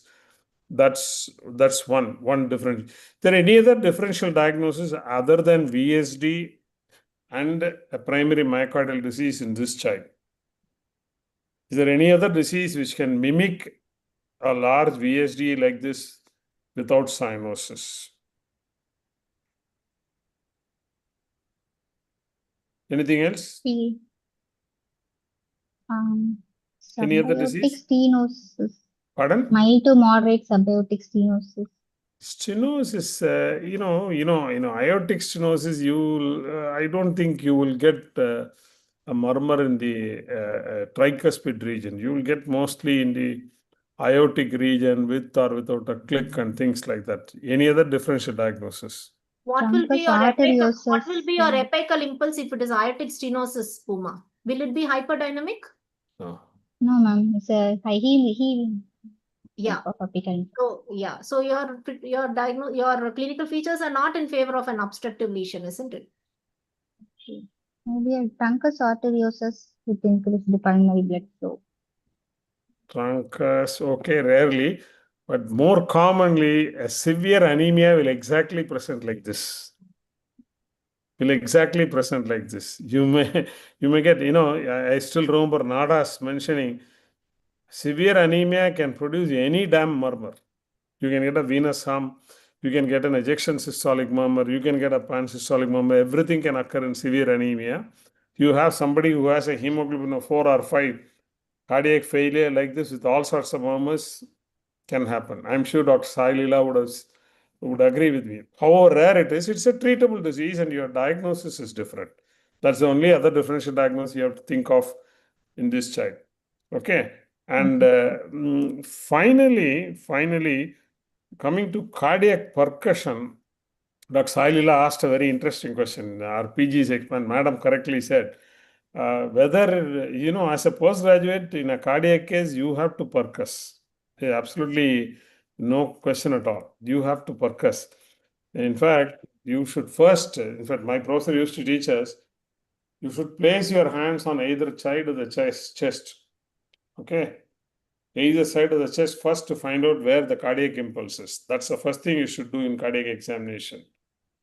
Second, Dr. Merlin Joseph used to tell in pediatrics, you bend down, take blessings from the child. Take blessings from the child for your pass in the exam. Palpate both the dorsalis pedis and the posterior tibial so that you don't miss coarctation. One. Second, she used to tell us, after taking blessings from the child, you also bless the child. Bless the child. What do you mean by blessing the child? You run your fingers, both your hands, right from the Subcutaneous frontal region, right to the occiput, then to the spine, scapula, olecranon, etc., and right down to the ankle to look for, Madam correctly says, subcutaneous nodules. Okay, so that is important. And you should percuss for the simple reason you should not miss a cardiac malposition. Second, you should not miss a pericardial effusion. Third, sometimes children with congenital heart disease may have syndromic features. They may have kyphoscoliosis, and you may get confusion regarding where the apical impulse is. You will have to percuss. For example, you have a child who has got tuberous sclerosis or who has got neurofibromatosis with a cardiac lesion or mucopolysaccharidosis with the deformity of the spine. You can have a deformed chest and you can you can make mistakes in cardiac examination in finding the apical impulse. So you have to percuss. That is third. Fourth, many a child with a cardiac disease might also have comorbid lung lesion. Okay. In fact, they may even have comorbid pneumonia or pleural effusion. So when you have a comorbid lung lesion, you have to percuss the chest. And last, of course, you should not miss disorders in the abdomen also. That can also cause problems in percussion. You should percuss. You can't say percussion is not done or required. And I don't know, Dr. Sailila said there are no features of cardiac failure. With such a cardiomegaly, with such pulmonary hypertension, the very presence of symptoms of respiratory embarrassment with what is the grading of dyspnea in this child? Grade 3, isn't it? Grade 2, she told. Grade 2. Okay, grade 2 dyspnea in a 10-year-old child, even if there is no hepatomegaly, even if there is not much of tachycardia, with so much of chamber enlargement and history of respiratory embarrassment, and with the child being on medications for quite some time, you can still say probably this child has got cardiac failure under control with medications. That's how I would add in this child. And of course, comorbid anemia might be one reason why this child over the last 2 months has decompensated, which is quite okay. I'm sure if you go back to the history, you would find that this child is having more respiratory distress than before, probably due to comorbid anemia. These are my comments. Otherwise, excellent discussion and presentation. Uma, for sir's question, you answered other differential diagnosis, truncus arteriosus. So, she mentioned it. arteriosus, is it a cyanotic heart disease or acyanotic heart disease? The cyanotic disease. Yeah. With the increased pulmonary flow without cyanosis. Very good. It is a cyanotic heart disease with increased pulmonary blood flow. Yes. Okay. So, when they present in infancy, clinically, sometimes you may not be able to make out the cyanosis because the saturation may be between 85 to 90%. So, clinically, you may not be able to make out the cyanosis. So, sometimes clinically, you may think that it is a VSD. But when you put on the pulse oximeter, you will be able to identify that it is cyanotic heart disease. So you have already discussed that the saturation is 97%. So you Yes, ma'am. cannot bring in truncus arteriosus here. Okay? Okay. Okay. And also in a 8-year-old child, by now, cyanosis will become obvious in a truncus arteriosus because the pulmonary hypertension will set in. So the cyanosis will become obvious in an older child. Okay, so Okay. don't bring in truncus arteriosus at all in a discussion in this particular child. Okay, so in the Okay. VSD, when you describe the VSD murmur, maybe if you have added the word that there was no change in the murmur intensity or quality with the change in position or with respiration, that is one added point for you to say Yes, that it is ma'am. VSD murmur. Right. Okay, because it's a Okay. PSM, it's a pansystolic murmur. 3 differential diagnoses are VSD, TR, and MR. And MR. When Yes, sir ma'am. asked you the question, can it be a TR or MR due to a dilated cardiomyopathy? You should substantiate your answer based on the quality and the site of the VSD murmur. Okay? Okay. Okay. Now, what will you do with this child? We Quick, have to do we are running out basic of time. investigation, CBCs with the RBC indices for anemia and peripheral smear, chest X-ray. We have to look for a cardiac chamber enlargement with the right ventricular hypertrophy or associated with the left ventricular hypertrophy, and ECG and echocardiogram with a Doppler study, and if needed, we do cardiac catheterization. Do you have the X-ray and ECG with you now? No, ma'am. No, not Okay. this. ma'am. Maybe if we had the X-ray and ECG, that we can come to more, narrow down further on the severity of the VSD shunt. So this Doppler need not be told as a separate. Doppler is part of the echocardiogram. Okay. Yes. So Yes, what ma'am. is the indication of cardiac catheterization in VSD? Even if you don't answer this, I'm okay. But since you wrote cardiac catheterization there, I wanted to ask you. We have to measure the oxygen saturation percentage or the pressure gradient between the right ventricle and pulmonary artery. No, do you do Measure. that in all VSDs? What is the indication for doing? I'm asking.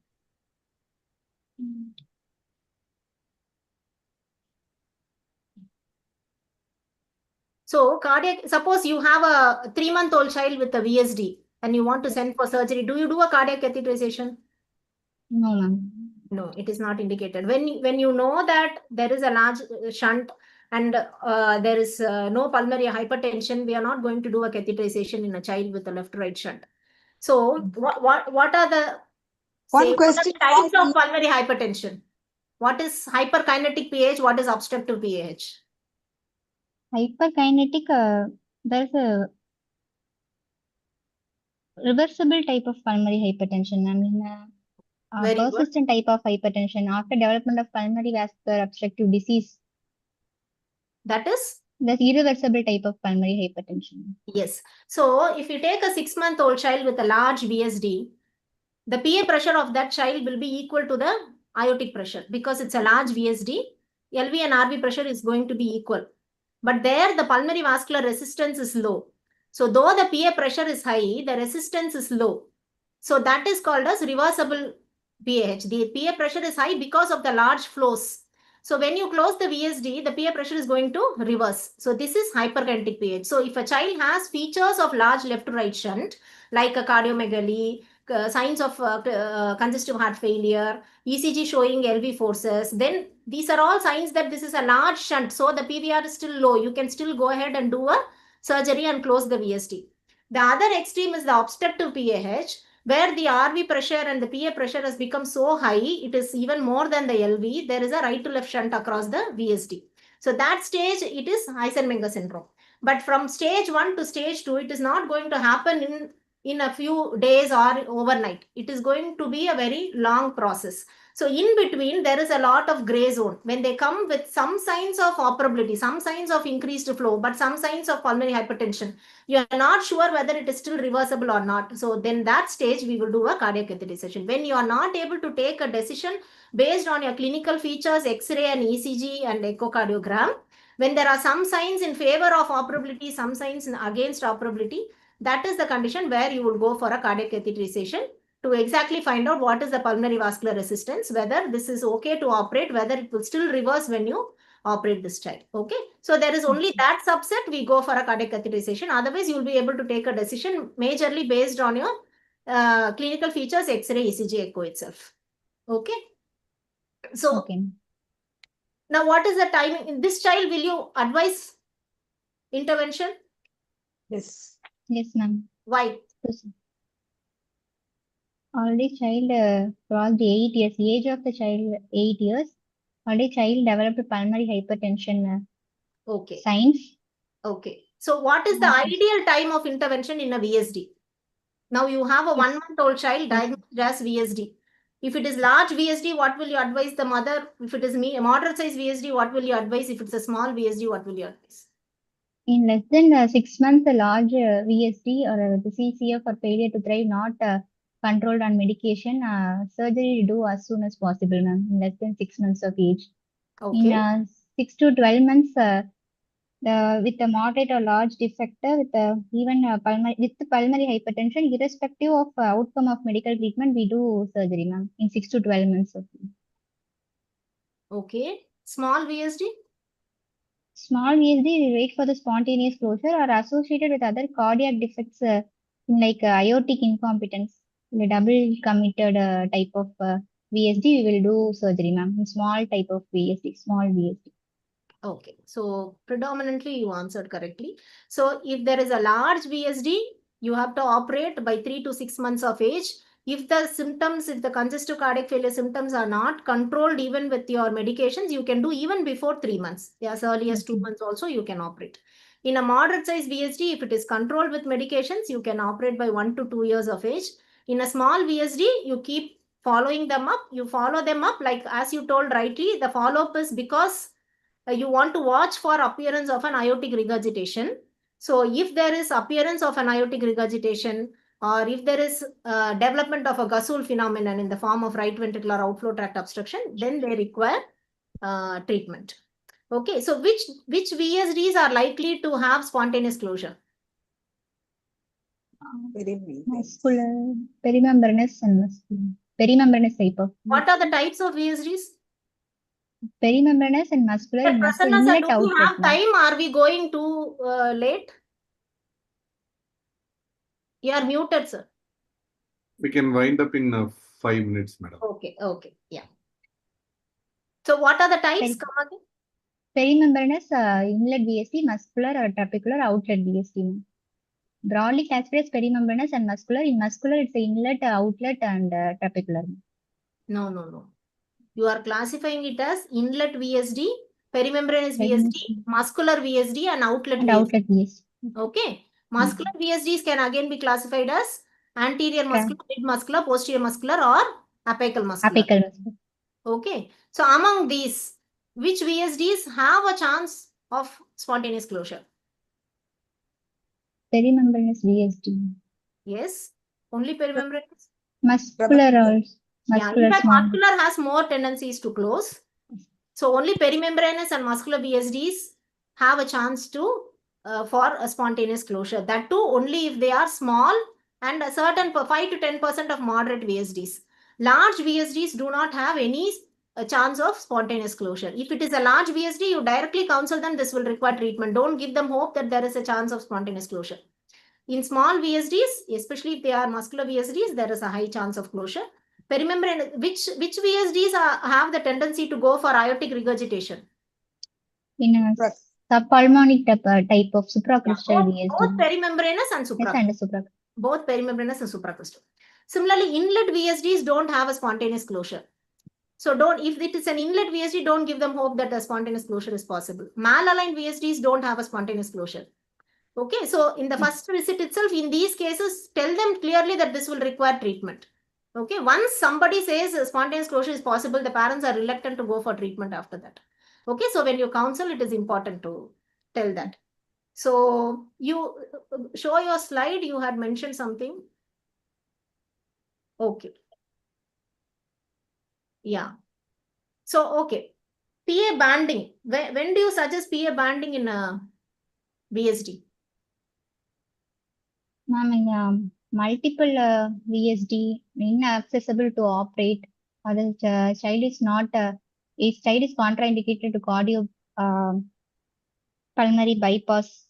Yes, these good. are the indications. So the indications for pulmonary banding in present era is very, very less. So if you have a very small child in early infancy presenting with multiple VSDs, then we can do as an initial palliation. Or if a child presents with a frank septicemia where you think that you can't put the child on a cardiopulmonary bypass, then you can consider a PA banding. Otherwise, even in a small child as early as 2 months of age, we go for a complete closure only. We don't do a PA banding, unlike 20 years ago where PA banding was usually done in infancy. Okay.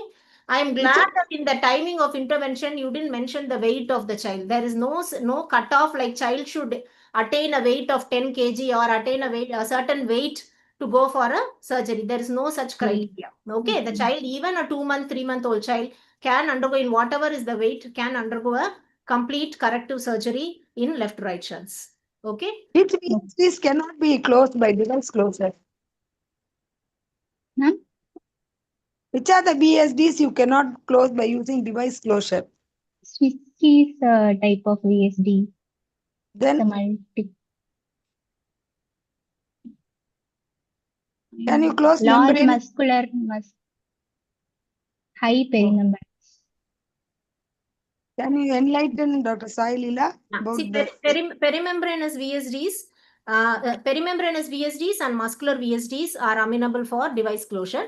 Muscular VSDs are the best for device closure. Perimembranous VSDs, if there is a margin from the aortic valve, at least of 4 mm, then we go for we can go for a device closure. Especially if there is no AR. If there is appearance of AR, they have to go for surgery only. Inlet VSDs, you can't do a device. Subpulmonic VSDs also are not good for device. Okay. So in your slide, you have mentioned infective endocarditis prophylaxis. Do you want to give infective endocarditis prophylaxis? What is the latest recommendation for prophylaxis? Prosthetic valve. For a prosthetic valve in a congenital heart disease, acyanotic congenital heart disease operated with a device closure or surgical closure. Prophylaxis given for 6 months. Very good. Then? Otherwise, there is a residual disease shunt after the device closure. We have to give infective endocarditis prophylaxis. Okay. During a dental procedure, we have in order to manipulate a gingival tissue or No, I'm just asking because in this child you have written, I'm asking, is there an indication to give according to the present guidelines, will you recommend an infective endocarditis prophylaxis for this child? No, ma'am, for this child not. No, ma'am. Not because you have mentioned there, I'm asking, it is not indicated to give infective endocarditis prophylaxis for VSDs as per the present recommendations. So the only conditions where you give, as you rightly told, one is presence of prosthetic valves, when there is uncorrected cyanotic heart diseases, or when you have done only a palliation like a BT shunt or a Glenn or a Fontaine, only palliated patients, there you have to give. Then wherever you have done a corrective surgery or a device, for the first 6 months you give. After that, they endothelize. Suppose there's a device, they endothelize. So the risk is less. So only for the first 6 months. Or you have done a corrective surgery, but there is a residual shunt. Then you give. Then cardiac transplant patients you give. Or if there is a prior history of already the child has had one episode of infective endocarditis, then you can give. So these are the indications according to the present guidelines. So routine VSDs, bicuspid valves, or mild AS, all these don't require any infective endocarditis prophylaxis. But you have to advise them good oral hygiene as a routine, because bacteremia can happen anytime, even for brushing. So you should advise them a good oral hygiene in all these children, rather than giving antibiotic prophylaxis only during these procedures. Okay. So I think anything more, madam, you want to add? No, nothing. Sir? Nothing. Fantastic. Very nice discussion. Yes, it was a great discussion. Excellent. I think this was the session 5, and this is a session which has gone to the maximum time extent. So still, sorry for that. I should have maintained the timing. No. I'm not. It's okay. I'm not telling that. Still, 50 people are on the Zoom, listening to your discussions. So I would say it will be a successful event with the strict examiner Salila at one end, and senior professor Sundari madam at one end, and the middleman SPS sir at the middle. So we had a great discussion for the postgraduates and practitioners also to brush up all those things, and it was a great session. So probably it should reach more PGs. Such knowledge they can't get into us. The whole of cardiology, whatever they want from these stalwarts. So we have tried to reach the maximum with the great team. And thank you very much to our great SPS sir for being there, to your calmness and maintaining all those points with us and giving the inputs at frequent intervals. And thank you, madam, for your experience and getting your inputs at the right time. And Salila, it was an excellent session. And I hope the PG must have learned a lot and how not to present. They must have learned. And S1, S2, it was a great thing. S1, S2 will be heard with everyone, but how it is heard, that is the one which has to be mentioned. So I too learned a lot from you three Salvars. Prasanna? I thanks Sai Lila and Professor SBS because I learned a lot from them today. Prasanna? Yes, sir. Yeah. I thank SBS sir. As usual, sir was, as you said, sir, calm and composed and pitched in wherever it was necessary. Thank you, Dr. Sailila, for steering the session, and thank you, Dr. Sundari Madam. Sundari Madam was actually going out of town, so Madam wanted to. I just pulled Madam this month. Madam, please, you have to sit this month, and then only you have to go out of country. So, in spite of her busy OP schedule, Madam said, my OP time is 8 to 10. Madam said, today I'm closing my OP and sitting here. So, in spite of her busy schedule, and as usual, Dr. Sailila, she was dissecting the case perfectly. And I thank Dr. Pumashri and Stanley Medical College also. Dr. Pumashri, you did a very wonderful job. What you can do is when Dr. Sailila comes for the camp to Stanley, you can show her the case and get the clinical findings clarified and corrected. So that will be one opportunity for you. And I thank all the participants. At the maximum, sometime it was around 70 to 80 participants here and many participants in YouTube. So from our first session, there is a lot of participants watching again and again in YouTube. Some of the sessions have gone for 1K views. So I thank all the participants, all the viewers coming here again and again to learn. And we have a few more interesting sessions coming up in the next few months, last Tuesday. So stay tuned. You have a nutrition case. There is an interesting respiratory case. So we'll continue to do this program every month, last Tuesday. So with this, I thank everyone, and we'll end this session. SBS sir, anything you want to add, sir? Nothing. It was a fantastic session. Dr. Sailila, you were simply brilliant, and I learned a lot. Of course, Dr. Sundari, like me, another general pediatrician, also pitched in with very useful data for the students. It was a great combination. I enjoyed every moment of it. Okay, thank you very much. Thank you. And Puma, you presented well. I know that cardiology is not a very favorite topic among the postgraduates. So for that, you're not exposed too much to cardiology. So you presented well. Don't feel bad that we threw so much questions on you. You presented well. Don't get intimidated. Just go back and revise whatever we discussed. She will get distinction for this. I can tell you straight away. She did very well. Puma, you did very well. Congratulations. So good that you have faced tough examiners, Puma. Yeah. And, you will come out with flying colors. All the best to you. Thank you. So with this, Yeah. we'll end the Thank session for all. Thank Yes, you, sir. sir. Thank you. Thank you. Yeah.